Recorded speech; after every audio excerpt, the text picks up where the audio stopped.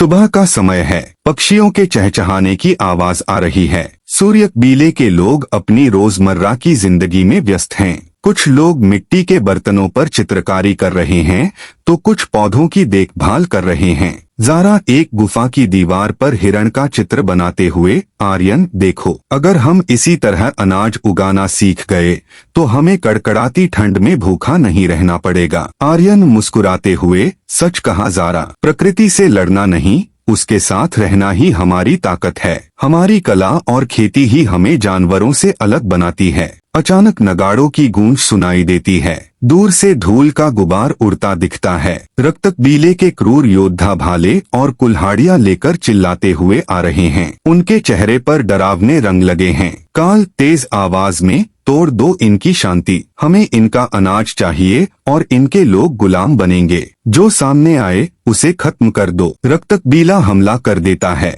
चीख पुकार मच जाती है। सूर्यबीले के लोग डर जाते हैं क्योंकि वे योद्धा नहीं हैं। हमले के बाद सूर्यबीले के लोग डरे हुए इकट्ठा होते हैं। कुछ लोग भागना चाहते हैं। एक बुजुर्ग, आर्यन, हम उनसे नहीं जीत सकते, वे शिकारी हैं और हम किसान। आर्यन दृढ़ निश्चय के साथ, नहीं, हम भागेंगे नहीं, वे ताकतवर हैं लेकिन हमारे पास बुद्धि है। वे केवल हमला करना जानते हैं लेकिन हम इस जमीन को जानते हैं। हम अपनी कला और औजारों का इस्तेमाल रक्षा के लिए करेंगे। आर्यन की योजना, घाटी के प्रवेश द्वार पर गहरे गड्ढे खोदना और उन्हें पत्तों से ढक देना। ऊंची पहाड़ियों से पत्थर और जलती हुई लकड़ियां गिराना। जाल बिछाना जिसमें जंगली जानवरों को पकड़ने वाले फंदे हों। काल और उसके योद्धा दोबारा हमला करते हैं। वे जैसे ही आगे बढ़ते हैं, आर्यन की रणनीति काम करने लगती है। काल गुस्से में, आगे बढ़ो, डरो मत। अचानक रक्तबीले के कई योद्धा छिपे हुए गड्ढों में गिर जाते हैं।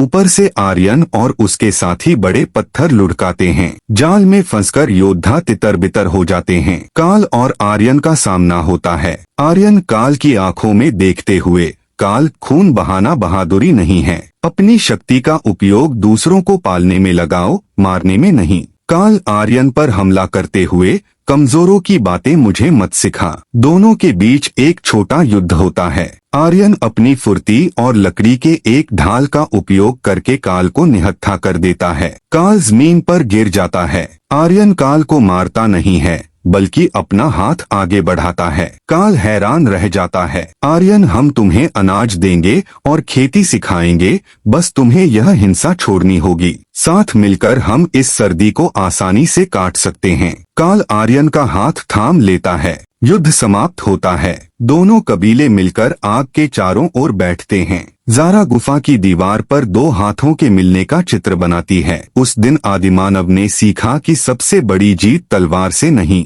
बल्कि सही सोच और एकता से मिलती है।